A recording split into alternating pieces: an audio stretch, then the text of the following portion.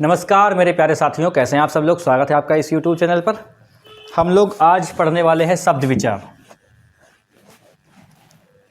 तो हिंदी में जो भी आपको तैयारी करनी है, उसमें जो भी आपको समस्या है, अगर आप वीडियो देखते हैं हमारे द्वारा बनाया हुआ, तो आपकी सारी समस्याएं दूर होंगी।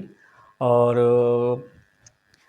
जो भी आपका एग्ज़ाम है, चाहे वो आपका यूपी टेट हो, चाहे सुपर टेट हो जाएगा, चाहे आपका जून असिस्टेंट हो, कोई भी एग्ज़ाम होगा, उसके लिए ये जो हिंदी हम पढ़ा रहे हैं वो आपके लिए पर्याप्त है। ठीक है।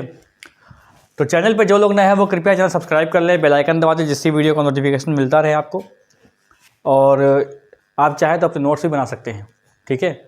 कोई संबंधित कोई सवाल होगा, अगर आपका इसी विषय से संबंधित कोई सवाल होगा तो आप कमेंट बॉक्स में कमेंट कर सकते हैं। ठीक है। तो वीडियो को लाइक कर दीजिए अभी से, वरना आप भूल जाते हैं बाद में। तो हमारा आज का टॉपिक क्या है, वो है शब्द विचार। शब्द विचार ये हिंदी व्याकरण का सबसे बड़ा पार्ट माना जाता है। सबसे बड़ा पार्ट हमारा कौन सा है? शब्द विचार होता है। ठीक है। इस शब्द विचार में पहले हम ये समझेंगे शब्द किसे कहते हैं। किसे भाई कहते हैं शब्द? तो शब्द हम किसे कहते हैं, जैसे यहाँ पे लिखेंगे क्या, आप खुद लिख लिए। अब हम बोल रहे हैं इस शब्द किसे कहते हैं, तो आप अगर चाहो तो लिख सकते हो, वर्णों का सार्थक योग। वर्णों का सार्थक योग शब्द कहलाता है। एक हमारी परिभाषा और बनती है, पता है कौन सी? वो होती है वर्णों का सार्थक समूह। तो समूह और योग में अंतर होता है। देखिए, वर्णों का सार्थक समूह अगर है तो वर्णों का सार्थक समूह जो होता है वो होता है हमारा वर्णमाला, और वर्णों का सार्थक योग जो होता है वो होती है हमारी शब्द। अब इन दोनों में समूह और योग में क्या अंतर है? तो ऐसा समझ लीजिए, जो योग होता है वो जुड़ा होता है, चिपका हुआ होता है। योग मतलब चिपका हुआ। समूह का मतलब ढेर है। जैसे आप अगर अपना घर बनवाना चाह रहे हैं तो ये समझ लीजिए कि जो दीवार, जो ईंटें हैं, ईंटों का आपने समूह लगवाया है बाहर। ठीक है। जब आपने दीवार बनवाई है तो वहाँ पर आपने ईंटों का योग कर दिया, नहीं जब आप जोड़ दिए हैं, वो फिक्स कर दिया है आपने। तो ये होता है समूह और योग में अंतर। तो यानी वर्णों का सार्थक समूह जो है वो वर्णमाला, और वर्णों का सार्थक योग जो है वो शब्द कहलाता है। भाषा की सबसे छोटी भाव के आधार पर लिखित इकाई कौन सी होती है? वो शब्द होती है। भाषा की सबसे छोटी भाव के आधार पर लिखित इकाई कौन सी होती है? शब्द होती है। और भाषा की सबसे छोटी इकाई भाव के आधार पर सबसे बड़ी इकाई कौन सी होती है? वो वाक्य होती है। ठीक है। तो यहाँ पर आपके पास समझ में आ गई होगी शब्द। तो हमें शब्द विचार में क्या पढ़ना है? शब्द विचार में पढ़ना है हमको शब्द का कैसा प्रयोग करना है, शब्द को कैसे लिखना होगा, शब्द को कैसे उच्चारित करना होगा। ये सब हमारा शब्द विचार के अंतर्गत आता है। और ये हमने बताया कि ये टॉपिक काफ़ी बड़ा होता है। ये आप समझ लीजिए कि ये अनलिमिटेड है टॉपिक, ये इसकी लिमिट नहीं है, क्योंकि इसमें पर्यायवाची वाक्यांश शब्द सब इसी में आते हैं, विलोम वगैरह सब इसी में आते हैं। इसीलिए ये टॉपिक काफ़ी बड़ा माना जाता है। ठीक है। तो यहाँ पर हम देखते हैं, हमने आपको बताई परिभाषा क्या हो सकती है। हम आपको ये बता रहे हैं कि इसका करेंगे शब्दों का करेंगे वर्गीकरण, कि शब्द हमारे बने कैसे हैं, इसका हम करेंगे वर्गीकरण। यहाँ पे लिखेंगे, हेडिंग डालेंगे, शब्दों का वर्गीकरण। वर्गीकरण ये हमारा क्या है, हम वर्गों में बांटेंगे। क्या ऊपर तक दिख रहा है? ठीक है। देखो ऐसा है, कल वाली वीडियो में कुछ ससराहट आई बीच बीच में, इसका हम कुछ कर नहीं सकते, क्योंकि हमने इसके चक्कर में 2 वीडियो डिलीट किए थे। अब माइक इतना काम शायद कर नहीं रही है, पता नहीं कि तार हिल रहा है तो ससराहट आ रही है। लेकिन अगर आप देखो, अगर आप कंटेंट पे ध्यान देते हो तो आपको ये थोड़ी सी छोटी मोटी बातें इग्नोर करनी चाहिए। मैंने सुना था हेडफोन लगा के, आवाज़ बिल्कुल क्लियर थी, बस थोड़ा सा क्या है, ससराहट आ रही थी बीच बीच में। तो हो सकता है आज भी आ रही हो, इस समय भी आ रही हो, क्योंकि लाइव नहीं है। लाइव होते तो पूछते हैं आपसे, तो कुछ दिक्कत हो सकती है। ठीक है। उससे हमें भी दिक्कत हुई, क्योंकि मेरी मेहनत ख़राब हो गई। वो मेहनत इतनी अच्छी, मतलब संधि को पढ़ाया हमने अच्छे से, और वो हल्का सा वीडियो ख़राब हो गया। लेकिन अब दोबारा हिम्मत नहीं हो रही पढ़ाने की, क्योंकि बात यह है कि वो बार बार ख़राब हो रहा है, पता नहीं क्यों संधि में ही ख़राब हो रहा है वो। ठीक है। लेकिन तब भी आपने देखा होगा तो आपके समझ में आ गया होगा। तो यहाँ पर हम करेंगे शब्दों का वर्गीकरण। तो पहला हम शब्दों का वर्गीकरण करेंगे। यहाँ पर कुर्सी थोड़ी हटा दी जाए भाई। पहले हम देखेंगे यहाँ पे शब्दों का वर्गीकरण करेंगे हम यहाँ पर उत्पत्ति के आधार पर। उत्पत्ति के, ये जो लिखाए जा रहे हैं ना, हम ये जो लिखा रहे हैं ना आपको, ये बहुत इंपॉर्टेंट है। आपको यहीं से सवाल मिलेगा, उत्पत्ति के आधार पर। फिर आपको देखना होगा व्युत्पत्ति के आधार पर। व्युत्पत्ति के आधार पर, व्युत्पत्ति के आधार पर अगर आपने यहाँ तक वीडियो देखा, आप संधि पढ़ा है, तो बताइए व्युत्पत्ति में संधि कौन सी है। फिर आपको बताना है हमें अर्थ के आधार पर। क्या बताना है? अर्थ के आधार पर, अर्थ के आधार पर। फिर आपको बताना होगा प्रयोग के आधार पर, प्रयोग के आधार पर, या हम इसको कहेंगे विकार के आधार पर, आधार पर। ये बहुत ही इंपॉर्टेंट टॉपिक है मेरे प्यारे मित्र, ठीक है। ये यहाँ से ही क्वेश्चन आपको मिलेगा पेपर में, यहीं से मिल जाएगा। ये इतना आपको समझना है। उत्पत्ति शायद आपको सही से चमक नहीं रहा होगा, कोई बात नहीं, ये उत्पत्ति लिखा हुआ है, मिटा उटाएंगे नहीं, ठीक है। तो भाई देखो, उत्पत्ति के आधार पे शब्दों के जो भेद होते हैं वो होते हैं, हम इसको उठा के कहाँ करने जा रहे हैं, यहाँ, ठीक है। कितने भेद होते हैं उत्पत्ति के आधार पर? हम 4 मानते हैं। कौन कौन से होते हैं? एक होता है तत्सम, एक होता है तद्भव, एक होता है देशज और एक होता है विदेशज। शायद आपने पहले कभी पढ़ा होगा तो आपको याद आ रहा होगा कि एक संकर भी होता है, संकर। अब संकर शब्द जो होता है वो हमारा 5वां प्रकार है उत्पत्ति के आधार पर, लेकिन हम संकर शब्द को मानते नहीं हैं। हम जब भी उत्पत्ति के आधार पे संज्ञा, उत्पत्ति के आधार पे अगर संख्या पूछी जाए कि शब्दों की उत्पत्ति के आधार पर संख्या कितनी है, तो हमको बताना होगा, भेद बताने होंगे 4। कौन कौन से हैं? तत्सम, तद्भव, देशज, विदेशज। ये हम अभी आपको एक एक करके डिस्कस करेंगे, ठीक है। व्युत्पत्ति के आधार पर जो होते हैं वो होते हैं 2। एक कौन सी होती है? एक होता है हमारा एक होता है रूढ़, एक होता है रूढ़, रूढ़ शब्द, एक होता है यौगिक शब्द, यौगिक, और एक हमारा होता है योग रूढ़। एक हमारा क्या होता है? योग रूढ़ होता है। अर्थ के आधार पे देखो, ये टॉपिक बहुत बड़ा होता है, कहीं पे 4 कहीं पे 5 भी दिया होता है, तो इसके प्रकार फिक्स नहीं है, ठीक है। ये खाली समझाने के लिए होता है। अभी तक पेपर में इससे यहाँ से क्वेश्चन नहीं बना है। देखो ये हमारे होते हैं, देखो यहाँ पर हम लिखेंगे कौन कौन से। एक तो हमारा होता है, एक होता है हमारा पर्यायवाची। पर्यायवाची को हम बोलते हैं समानार्थी, ठीक है।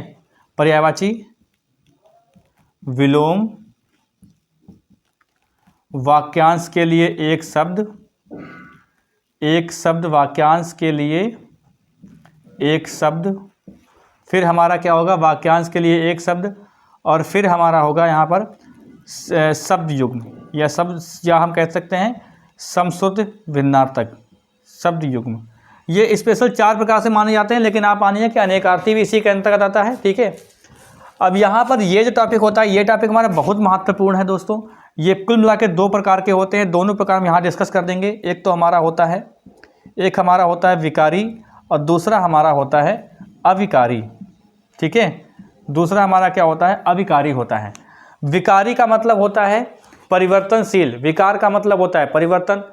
तो विकारी, जो शब्द में परिवर्तन हो जाए, वो किसके आधार पर? लिंग वचन कारक के आधार पर जिसमें परिवर्तन हो जाता है वो विकारी कहलाते हैं, और जिसमें लिंग वचन कारक के अनुसार परिवर्तन नहीं होता है वो अविकारी कहलाते हैं।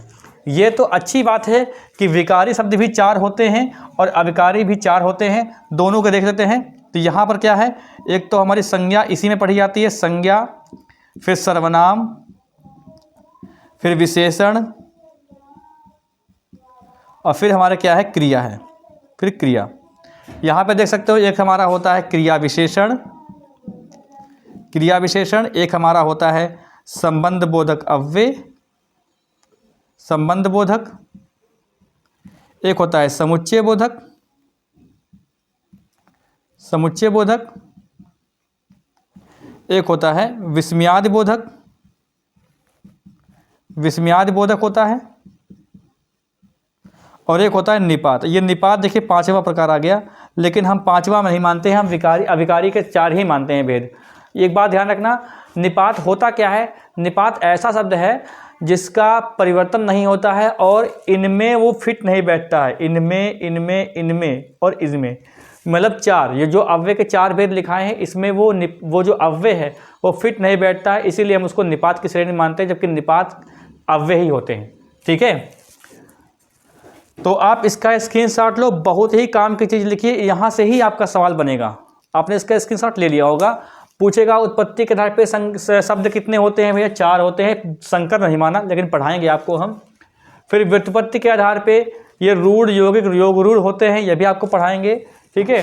अर्थ के आधार पे क्या होता है, पर्यायवाची, विलोम, वाक्यांश शब्द और शब्द। ये अगर आप लोग अच्छा रिस्पॉन्स करोगे तो हम आपको याद करवाएंगे। इसलिए ये सब पढ़ने के बाद हम लोग इसमें आएंगे।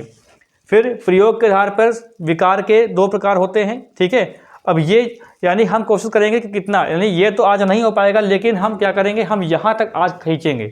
इस क्लास में यहाँ तक होगा, अगली क्लास में हम यहाँ तक देखेंगे, ठीक है। ये आज हो सकता है, अगर समय मिलेगा तो इसको भी 1 घंटे के अंदर हमको करना है ये, क्योंकि हमने बताया है कि आपको कम समय में ज़्यादा से ज़्यादा आपको कंटेंट दिया जाए, ताकि आप और विषयों पर भी अच्छा फोकस करो, ठीक है। हिंदी में ही मत लगे रहो। मिटा दे रहे हैं, अब हमको मिटाना पड़ेगा। हमारी हेडिंग पड़ेगी उत्पत्ति के आधार पर शब्दों के भेद, ठीक है। देखो, हम बार बार देखने आते हैं कि वीडियो चल रहा नहीं चल रहा, लेकिन हमें ये नहीं पता कि इसमें आवाज़ रिकॉर्ड हो रही कि नहीं रिकॉर्ड हो रही, हमें ये नहीं पता है। ऐसा तो नहीं है कि ये बहरा हो रहा वीडियो, बहरा गूंगा हो गया वीडियो, बोल ही नहीं पाया कुछ, ठीक है। हमारी पहली हेडिंग पढ़ने वाली है तत्सम हेडिंग पढ़ने वाली है। ये तत्सम क्या होते हैं जान लेते हैं। तत्सम वो हैं जो संस्कृत के शब्द हैं।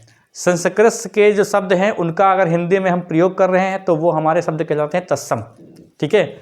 यानी संस्कृत के वे शब्द, संस्कृत के वे शब्द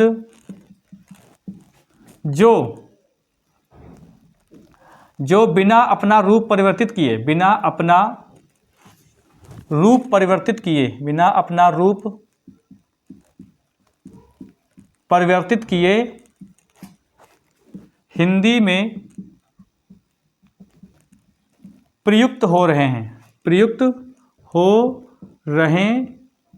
ठीक है। उन्हें हम कहते हैं तत्सम। जैसे देखो, जैसे यहाँ पे हम लिखें, जैसे कर्पूर, ये कर्पूर ऐसे लिखते हैं। जैसे हम कहें कि जो हमारा एक शब्द होता है, जैसे हम कहें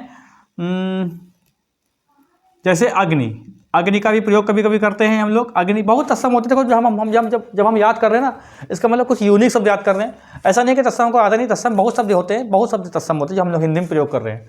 अच्छा, एक बात बता दें आपको इस पर कि जो अगर ये कोई ज़रूरी नहीं है कि कोई अगर तत्सम शब्द है तो हिंदी में उसका तद्भव होगा ही होगा, ये कोई ज़रूरी नहीं होता है। लेकिन अगर तद्भव शब्द है तो उसका तत्सम जरूर होगा। अगर शब्द कोई हिंदी में ऐसा प्रयोग हो रहा है जो विदेशी भी नहीं लग रहा है और तद्भव लग रहा है, लेकिन उसका तत्सम नहीं मिल रहा है, तो इसका मतलब वो देशज शब्द होगा।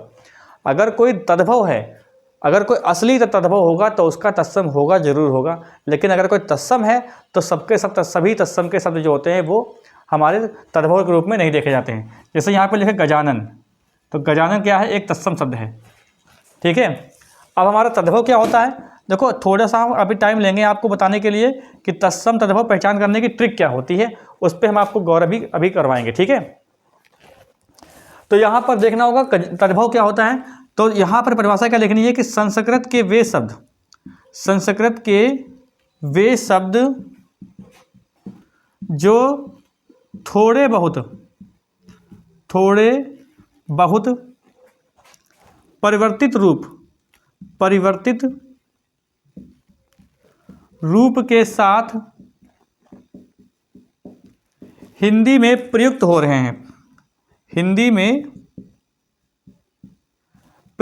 रहे हैं,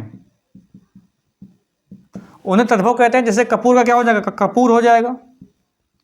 जैसे अग्नि का क्या हो जाएगा, आग हो जाएगा। आम्र का क्या हो जाएगा, आम हो जाएगा। जम्बू का क्या हो जाएगा, जामुन हो जाएगा, ठीक है। बहुत सारे ऐसे बनेंगे हमारे पास, ठीक है। यहां तक देखें कैसे दिख रहा है भाई। वीडियो की क्वालिटी बढ़ा लीजिएगा। मैंने वीडियो 4K की जो एक क्वालिटी होती है उसमें अपलोड किया है, इसलिए वीडियो की क्वालिटी आपको बढ़ाना है, हमारी तरफ से सब कुछ ठीक है। इससे अधिक क्वालिटी नहीं हो सकती। ये जो शैडो आ रहा है ना, परछाई आ रही है, इसको इग्नोर करना। देखो, इसको मिटाते हैं, इसका आपने स्क्रीनशॉट ले लिया होगा। इसको मिटाते हैं, पूरा मिटाते हैं, इससे मिटाते हैं, कपड़े से। यहाँ पे आपको चीज़ बताएंगे एक,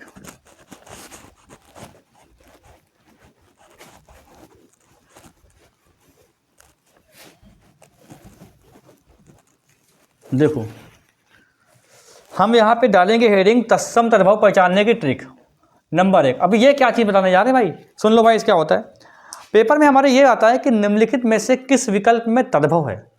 या पेपर में हमारे ये आता है कि निम्नलिखित में से किस विकल्प में तत्सम है।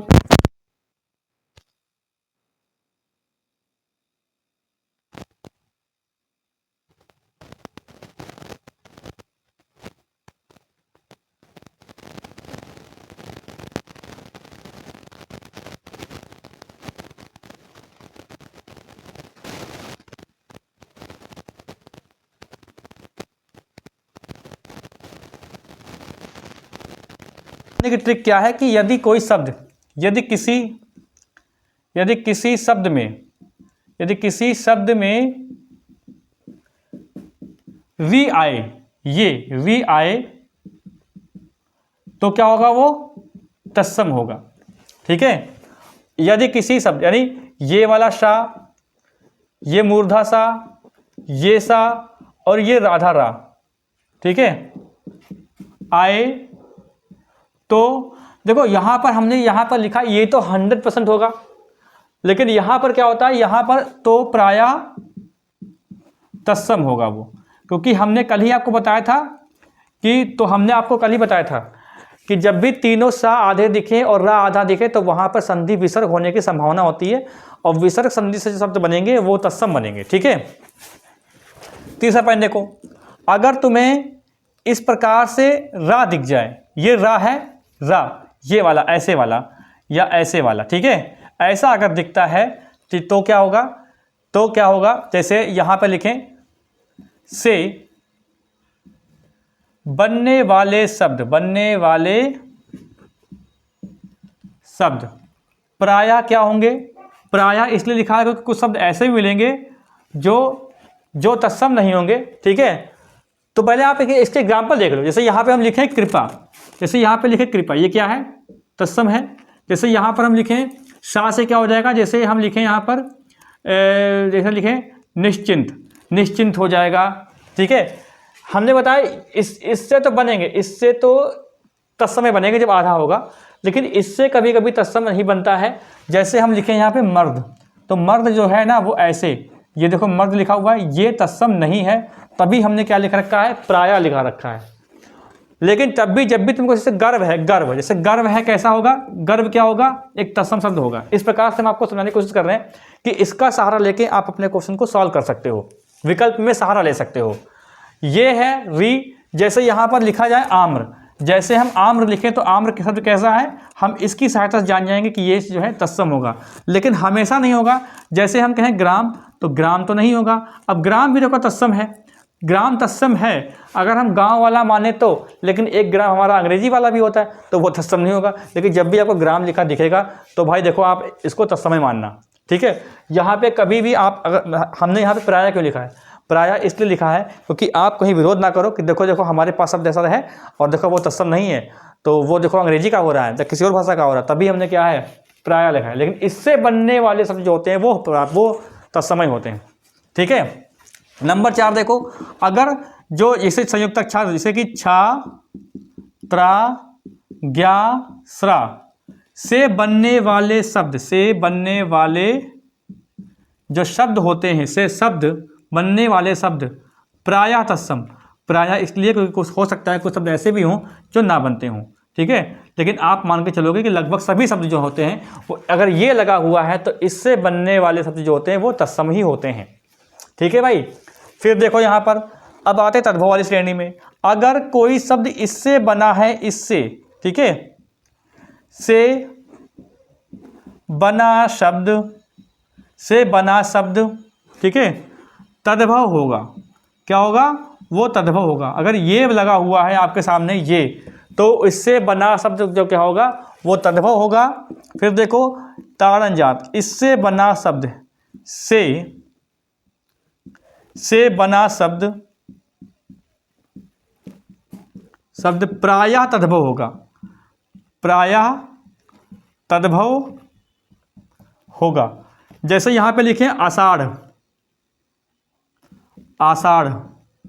यहाँ पे आषाढ़ है, ये भाई ये जो है ना ये तत्सम होता है, बस एक हमको दिखा है ऐसा, ठीक है, जो तत्सम होता है इसको आप ऐसे लिख सकते हो, ये तत्सम होता है, इसका आषाढ़ होता है। बाकी जो ताड़न जात होते हैं ये बाद में विकसित हुए हैं, इसलिए इनसे बना शब्द जो होता है वो तत्सम नहीं होता है। ये बात आपके समझ में आ गई होगी। ठीक है, इतना सहारा लेके आप जो है ऐसा कर सकते हो। 7 नंबर देखो कि अगर तुमको ये दिखे चंद्रबिंदु से बना शब्द क्या होता है, से बना शब्द जो होगा वो हमेशा किसका होगा, अंग्रेजी का होगा। ठीक है, इससे बना शब्द जो होता है वो अंग्रेजी का होता है। आप इसका सहारा लेके अपना जो है जो प्रश्न है वो सॉल्व कर सकते हो। ठीक है, बाकी और भी ट्रिक होती हैं, ये कहीं किताब में जल्दी मिलती नहीं है, तो आप अगर आपने भी ट्रिक बनाई हो तो अपना भी आप साझा कर सकते हैं कमेंट बॉक्स में कि आप कैसे जानते हो। जड़ संधि के जो एग्जाम्पल होते हैं इसमें या र अलावा से पहले कोई आधा अक्षर आए तो वो भी हमारा किसमें तत्सम की श्रेणी में आता है। ठीक है, या रा वा, सॉरी या रा वा से पहले कोई आधा अक्षर अगर आता है तो वो भी क्या है, वो भी हमारा तत्सम की श्रेणी में लगभग आ जाता है। ठीक है, चलिए इसका आपने स्क्रीनशॉट ले लो। ओके, तत्सम तद्भव हो गए। अब देखते हैं देशज। ये देशज क्या होता है ये भी देखो भाई, देशज की परिभाषा पेपर में पूछी गई है। देशज की जो परिभाषा है वो पेपर में आ चुकी है। तो किसे कहते हैं देशज?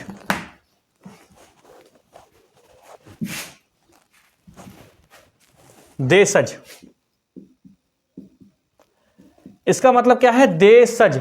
जा, जब भी जा प्रत्यय लगता है, जा प्रत्यय, तो उसका अर्थ हो जाता है में उत्पन्न होने वाला, में उत्पन्न होने वाला या से उत्पन्न होने वाला। आप दो अर्थ मान सकते हो।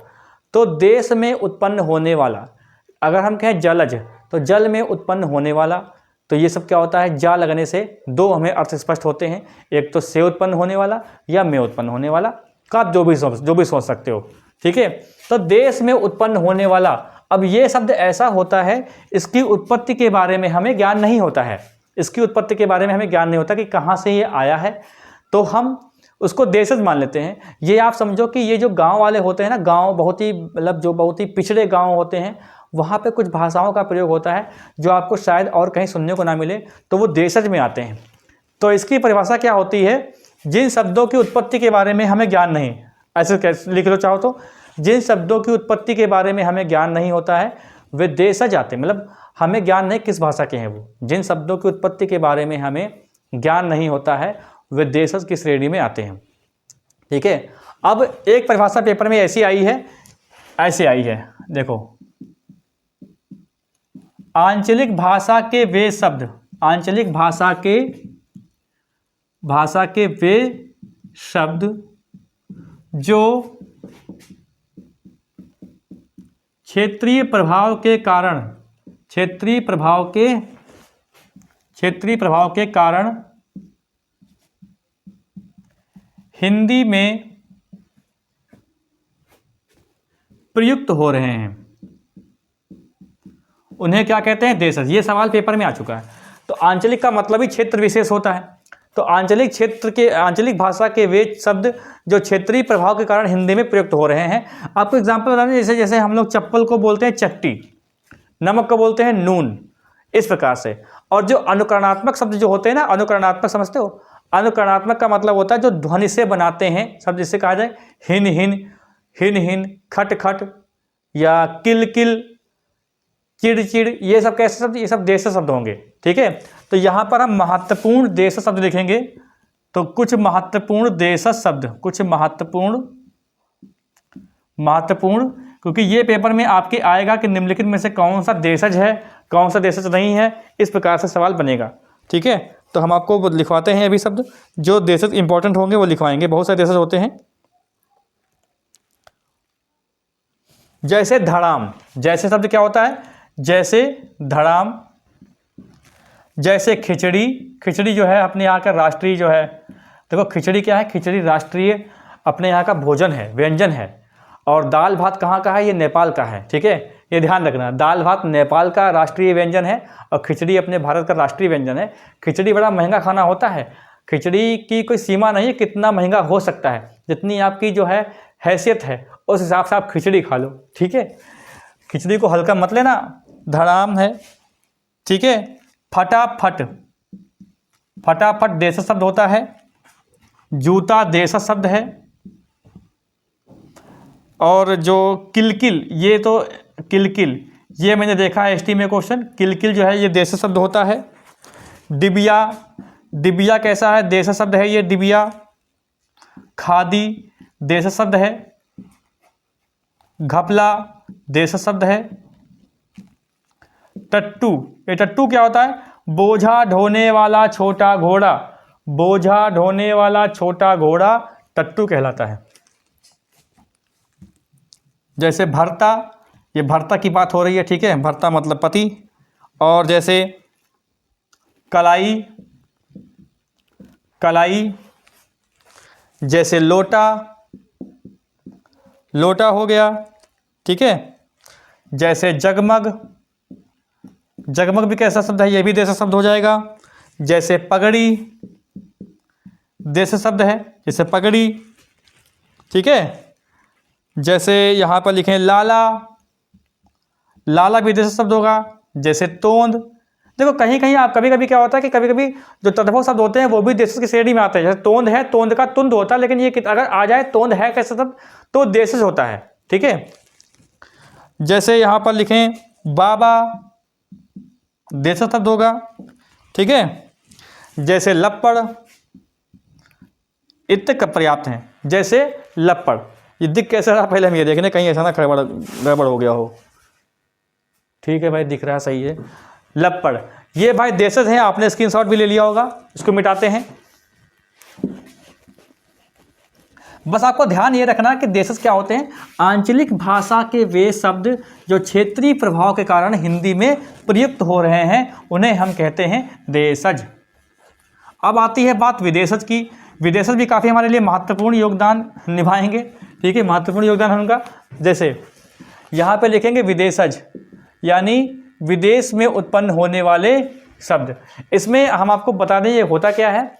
विदेशज शब्द जो होते हैं ना, वो ना तो हिंदी के होंगे ना ही संस्कृत के होंगे, और इन दोनों को छोड़कर कोई दूसरे देश के जो शब्द हैं, भाषा के शब्द हैं, वो सब के सब विदेशज में आएंगे। अच्छा, अगर हिंदी और अगर हम कहें हिंदी, अच्छा ये बताओ अगर मराठी का शब्द अगर हम हिंदी में प्रयोग कर रहे हैं तो वो कैसा होगा? तो वो देशज होगा, ठीक है। अगर मराठी शब्द प्रयोग कर रहे हैं तो हिंदी में, तो उसको हम देशज के रूप में जानेंगे। अगर कोई बंगाली शब्द इतना फेमस हो गया है जो हम सब लोग बोलते हैं तो वो देशज की श्रेणी में आएगा। तो यहाँ पे विदेशज की परिभाषा क्या होती है? ये परिभाषा होती है कि विदेशज में हिंदी और संस्कृत और भारत में जो भाषा का जो प्रयोग हो रहा है, इन सभी भाषाओं को छोड़कर जो अन्य देशों की जो भाषाएं हैं उनसे जो जिन शब्दों को हमने ग्रहण किया है उनको हम कहते हैं विदेशज शब्द, ठीक है। तो पहले हम विदेशज में लिखेंगे फारसी भाषा के शब्द। पहले हम क्या लिखेंगे? फारसी भाषा के शब्द लिखेंगे, ठीक है। जो जो महत्वपूर्ण है ये आपके लिए थोड़ा कठिन हो जाएगा, इसे आपको याद ही करना पड़ेगा। फारसी भाषा के शब्द लिख लिए। तो फारसी भाषा के शब्द कौन कौन से होंगे? देखिए भाई, जो जो महत्वपूर्ण वो लिखेंगे हम लोग फारसी भाषा के शब्द में। फारसी भाषा के शब्द जैसे अदा, अदा, ठीक है। जैसे अफसोस, ये फारसी भाषा के शब्द है। जैसे अफसोस। जैसे आईना, आईना फारसी भाषा का शब्द है। जैसे खरगोश, खरगोश ये फारसी भाषा का शब्द हो जाएगा, ठीक है। जैसे चरखा, चरखा फारसी भाषा का शब्द है। चरखा चलाया जाता है, चरखा में धागा काटा जाता है, ये ध्यान रखना। तनख्वाह, तनख्वाह, तनख्वाह के चक्कर में, नौकरी के चक्कर में हम लोग पड़े हैं। मरहम, मरहम। शादी, शादी तो जरूरी लिखाना जरूरी है। मुर्गा, गवाह, पुरानी फिल्मों में गवाह को मार दिए जाते थे। कबूतर, कबूतर हो गया। मुफ्त, मुफ्त। तमाशा, तमाशा हो गया। चाशनी, जिसमें इमरती बनती हैं, जलेबी बनती है, वही चाशनी, ठीक है, चाशनी। जैसे आराम,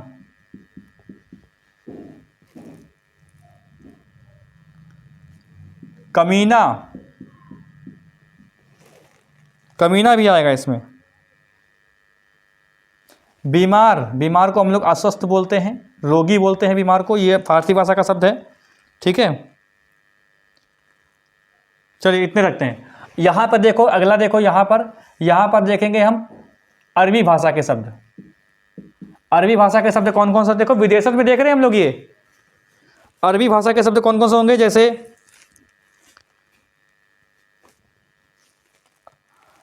अब देखो कुछ हमारे क्या होंगे, कुछ हमारे फारसी और अरबी में शब्द मिक्स होते हैं। अगर आपको कहीं ऐसा दिख जाए कि ये तो अरबी में देखा है, तो फारसी में देखा, तो वो मिक्स होते हैं सवाल, ठीक है। मिक्स कभी कभी क्या होता है कि मिक्स होता है, अरबी में भी आ रहा होता है, फारसी में भी आ रहा होता है और तुर्की में भी आ रहा होता है, ठीक है। तो यहाँ पर लिखेंगे, जैसे लिखें हम अमीर, अरबी में क्या लिखते हैं, अमीर। अमीर आएगा गरीब, बीसी में आएगा अमीर। अल्लाह, ईमान, ठीक है, गरीब भी आएगा इसमें, अमीर आया है तो। कातिल, तू कातिल, मेरा दिल कातिल, कातिल। और क्या है, जैसे दिमाग, मस्तिष्क बोलते हैं हम लोग, और दवा, औषधि बोलते हैं हम लोग इसमें। दौलत, दौलत, मुहावरा, अरबी का शब्द है मुहावरा। लायक, ये भी अरबी का शब्द है। शराब, ओहो हो, शराब, ये भी भाई अंग्रेजी का शब्द है, ओ अरबी का शब्द है, इसको मदिरा बोलते हैं हम लोग यहाँ पर। हैजा, हैजा भाई किसका, अरबी भाषा का शब्द होगा, हैजा। नकल, नकल अरबी का शब्द है। दुकान, दुकान भाई अरबी भाषा का शब्द है। और तारीख, तारीख भाई अरबी भाषा का शब्द होगा, तारीख अरबी भाषा का शब्द है। दावत, दावत किसका, अरबी भाषा का शब्द है, दावत। कसम, सौगंध बोलते हैं हम लोग अपने यहाँ, कसम। और उम्र, एहसान, ये अरबी भाषा के शब्द हैं। देखो इतने आपको याद करने पड़ेंगे, ठीक है। कसम हो गया। कब्र, अरबी भाषा का शब्द होगा कब्र, कब्र, ठीक है, कब्र।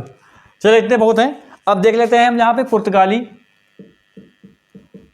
पुर्तगाली शब्द देख लो कौन कौन से होते हैं, पुर्तगाली में देख लेंगे।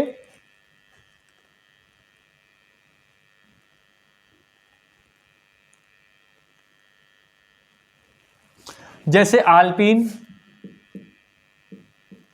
आल्पीन, बाल्टी, गमला, गोदाम, गोभी, तौलिया, नीलाम, पिस्तौल, पादरी, साया, ठीक है, कमीज। इसमें लिखा नहीं है, बता दें आपको। देखो एक तो तंबाकू भी होता है, तंबाकू, अनानास, गोभी, काजू, और बियर, पिस्तौल। गोदाम लिखा है, गोदाम, चलो गोदाम भी होता है, ठीक है। और एक फीता, फीता भी होता है, इसमें नहीं लिखा, चलो फीता लिख दें, फीता। बाल्टी लिखा है, बाल्टी हाँ होता है, ठीक है, बाल्टी हो गया। अरबी, फारसी, अरबी, तुर्की, देखो तुर्की, तुर्की देखो शब्द यहाँ पे देख लो भाई, तुर्की का यहाँ तक दिख रहा है कि नहीं दिख रहा है, तुर्की, ठीक है, तुर्की दिख रहा है, तुर्की। तुर्की शब्द कौन कौन से होते हैं, देखो भाई। उर्दू, उर्दू, मुगल, हुकुम मेरे आका वाला आका, काबुल, काबुल नहीं काबू, काबू, काबू, कालीन, कैंची, चमचा, तलाश, बहादुर, ठीक है। एक होता है सुराग। ये तुर्की भाषा के शब्द हैं, तुर्की भाषा के, ठीक है। अभी हमें क्या देखना है, हमें एक अंग्रेजी का देखना है। देखो अंग्रेजी में क्या होता है, अंग्रेजी के आसान शब्द होते हैं, अंग्रेजी में कुछ देखना खास नहीं हो गया, ठीक है। फारसी हो गया, पुर्तगाली, अंग्रेजी देख लो, यहाँ पर देख लेते हैं, खाली इतने में अंग्रेजी देख लेते हैं, कोई बहुत बड़ी बात नहीं है। अंग्रेजी भाषा के शब्द कैसे होते हैं, अंग्रेजी में एक पहचान क्या होती है कि हम जान जाते हैं, उसमें चंद्र में इस पर बिंदु ऐसे यह होता है ना, ये वाला हेलीकॉप्टर, हेलीकॉप्टर ये अगर लगा होता है तो हम अंग्रेजी के शब्द को मानते हैं, ये वाला हेलीकॉप्टर हो गया, अंग्रेजी हो गया।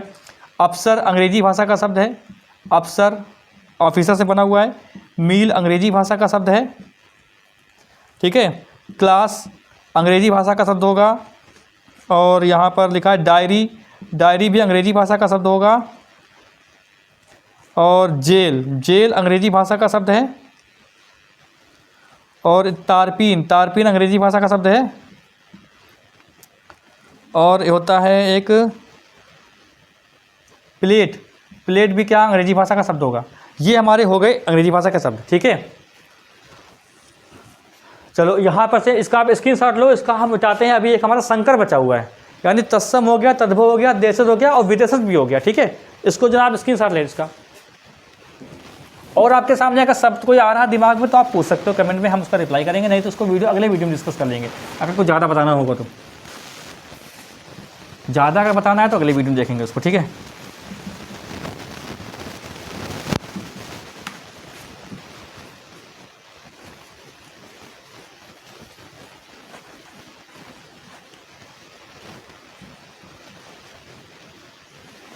चलो लिखते हैं संकर शब्द। ये संकर शब्द क्या होता है, पेपर में कभी कभी इससे भी क्वेश्चन आता है, लेकिन ध्यान रखना उत्पत्ति के आधार पर शब्दों के भेद हम 4 ही मानते हैं, 5 नहीं मानते, लेकिन ये 5वां होता है। संकर शब्द वो होता है जो 2 अलग अलग भाषाओं से मिलकर बनता है, चाहे वो हिंदी संस्कृत हो सकता है, संस्कृत फारसी हो सकता है, फारसी हिंदी हो सकता है, फारसी अंग्रेजी हो सकता है, अंग्रेजी उर्दू हो सकता है। मतलब 2 अलग अलग भाषाओं से मिलकर जो शब्द बनेगा उसको हम बोलते हैं संकर शब्द, ठीक है। तो संकर शब्द को लिख लेते हैं। जैसे हम लिखें यहाँ पर मच्छरदानी, मच्छरदानी।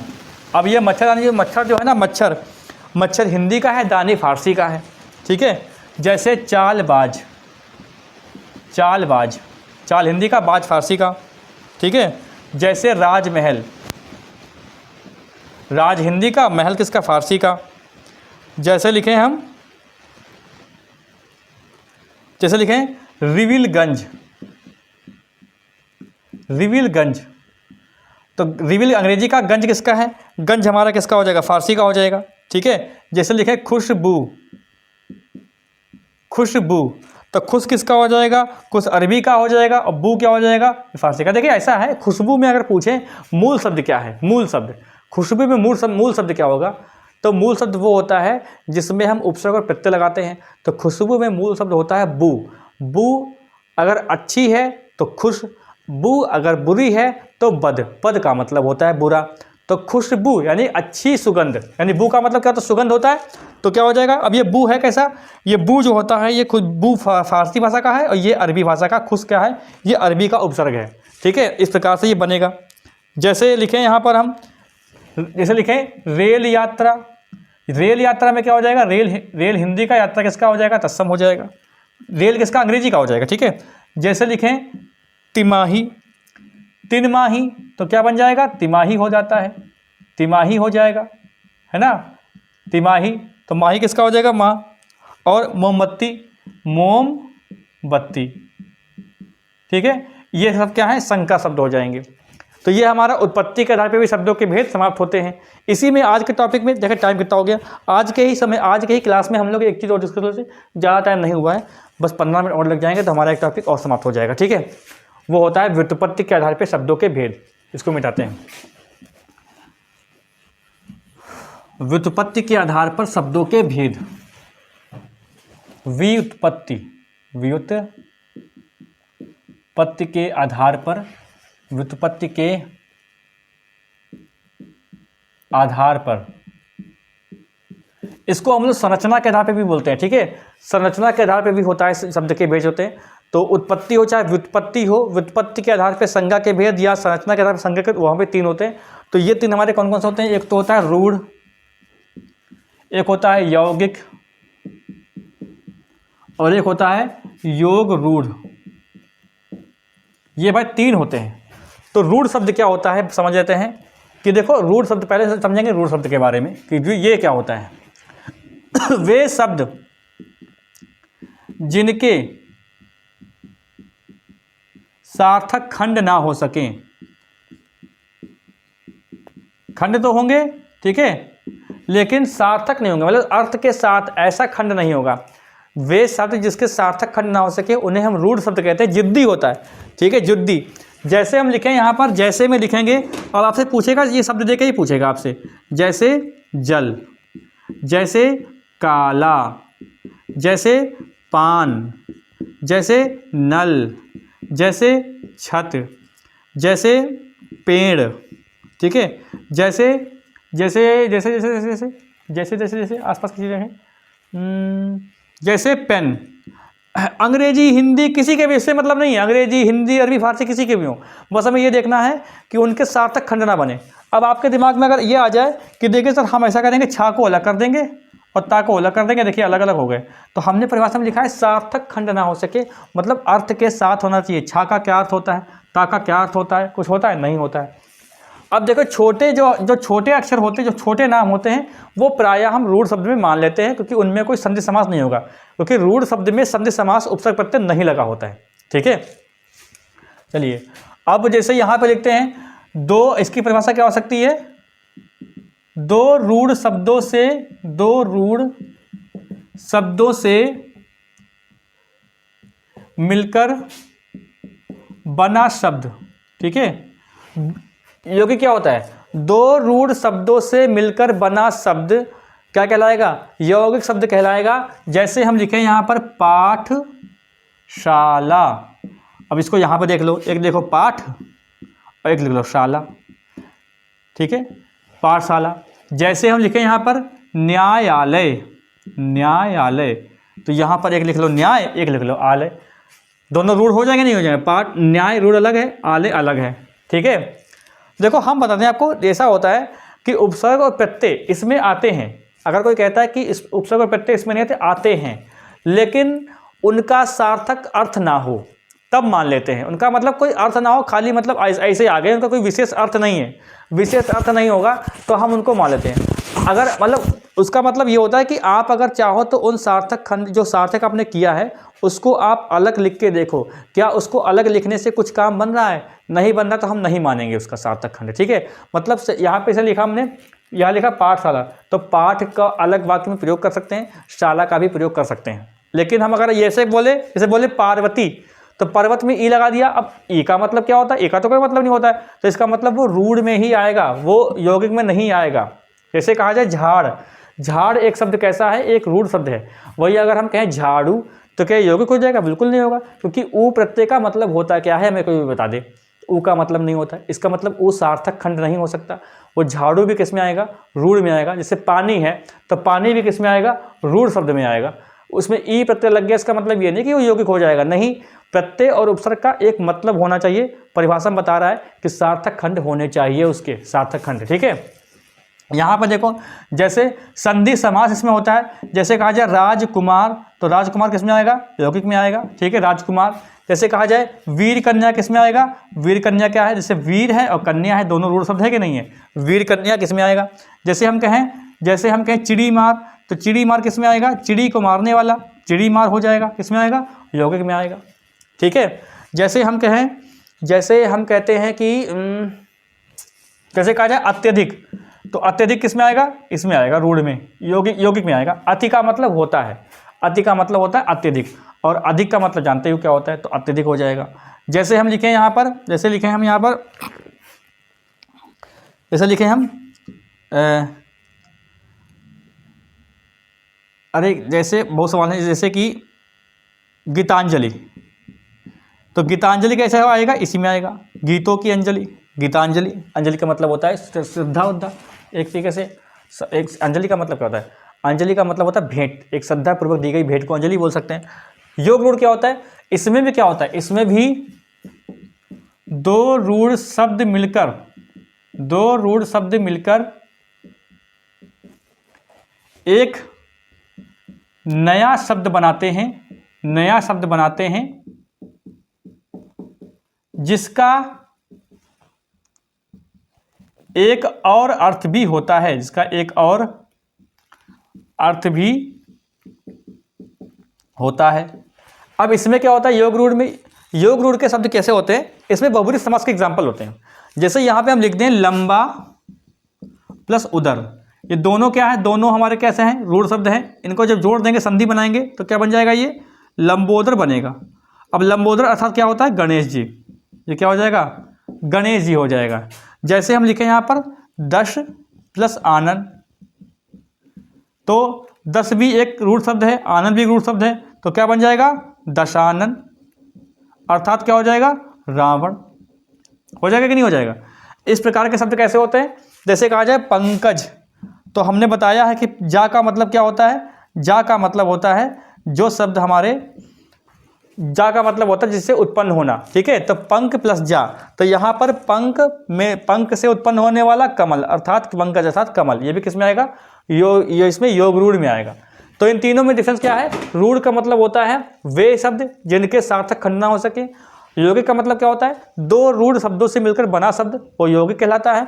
और दो रूढ़ शब्दों से मिलकर बना शब्द लेकिन उसका एक अर्थ और भी होता है, वो होते हैं योग रूढ़ में। जैसे हम यहाँ पे लिखे गिरिधर, गिरि क्या है, गिरि एक शब्द है रूढ़, धर भी क्या है, एक रूढ़ शब्द होगा, तो यहाँ पे क्या कर देंगे, गिरिधर अर्थात क्या हो जाएंगे, कृष्ण जी हो जाएंगे, ठीक है, अर्थात क्या हो जाएंगे, कृष्ण जी हो जाएंगे। तो ये हमारा टॉपिक जो है समाप्त होता है। आज के वीडियो में इतना ही रखते हैं, आप लोग इसका स्क्रीनशॉट ले लो। कल के क्लास में हम लोग संज्ञा स्टार्ट करेंगे, और जो आपका पर्यायवाची वगैरह है उसके लिए भी योजना है, अगर आप लोग सपोर्ट करते हैं तो उसको हम याद करवाएंगे, लिखवाएंगे पर्यायवाची बोर्ड पर, ठीक है। तो बस उसका आप सपोर्ट करेंगे तब, क्योंकि उसमें भी काफ़ी मेहनत लगने वाली है, हमें पढ़ना पड़ेगा उसके लिए अलग से पर्यायवाची को, तब हम यहाँ पे बोर्ड पे लिखेंगे, क्योंकि उसमें जब भी हमको पर्यायवाची करवाना होता है तो उसके लिए हमें भी काफ़ी मेहनत करनी पड़ती है, ठीक है। तो इसलिए क्या करना है, आपको वीडियो देखना है, और कोई डाउट अगर किसी सवाल को लेकर है, कोई चीज़ लिखाई दी है मैंने ऐसी जो गलत हो, आपको सही नहीं लग रही हो, तो आप कमेंट कर सकते हैं। अपने साथियों तक वीडियो को शेयर करें, जहाँ भी आपने व्हाट्सएप ग्रुप जो भी जोड़ रहे हैं, जहाँ भी जो भी ऐड हैं, ग्रुप हैं आपके पास, वहाँ पर इस वीडियो को शेयर करें, ठीक है। ज़्यादा से ज़्यादा लोगों को जोड़ें। चैनल पर जो लोग नए हैं वो कृपया सब्सक्राइब जरूर करें, बेल आइकन दबा दें, जिससे वीडियो का नोटिफिकेशन आपको मिलता रहे, ठीक है। और हिंदी को समाप्त करने के बाद हम इसका प्रैक्टिस भी आपको सॉल्व करवाएंगे, जब तक पेपर नहीं हो जाएगा। तो लास्ट तक आपको बने रहना है, जब तक आपका सिलेक्शन ना हो जाए, ठीक है। मिलते हैं हम लोग नेक्स्ट क्लास में।